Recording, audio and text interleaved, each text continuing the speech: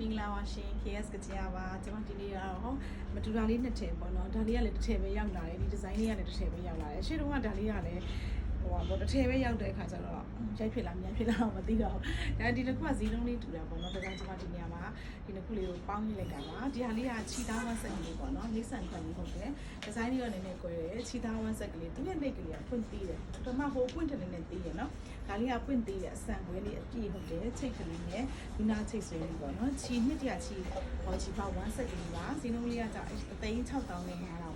အယောင်ရမ်းလာတယ်နော်ဒါလေးအယောင်စမ်းလေးပေါ့နော်သူအယောင်ရမ်းလေးမျိုးနော်ငါပိပက်ကိုသွားတဲ့အယောင်လေးပါ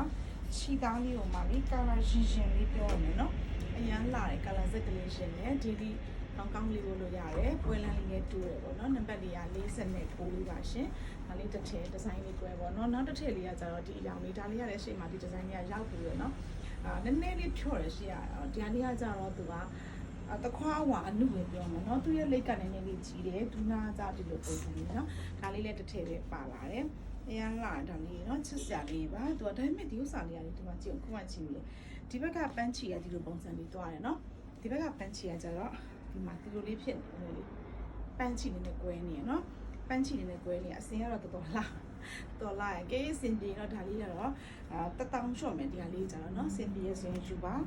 ချုပ်ရင်တော့လေတန်တုံကြီးကိုဒီလိုအပွင့်နေအင်ကြီးကတခြားအယောင်လေးတွေနဲ့ဖြစ်သွားတာเนาะစင်ပြေရဆိုရင်ယူပါဒါလေးကနံပါတ်လေးကတော့50ပါเนาะသူက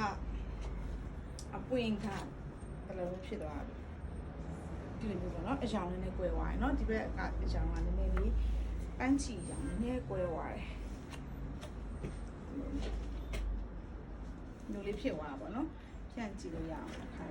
ဒီလိုမျိုးလေးဖြစ်သွားတယ်နော်အဲ့တော့အဆင်ပြေတော့ယူပါဒါလေးကစီလုံးလေးကတော့3,600ဒီတစ်ထည်လေးကတော့1000ကျော်မဲ့အထည်လေးပါကြိုက်တယ်ဆိုရင်တော့နှစ်ထည်လေးကဒီဇိုင်းကွဲပါတယ်နော်ချီသားလေးမလို့လိုချင်တဲ့လူရှင်းပြပါအောင်ရှင်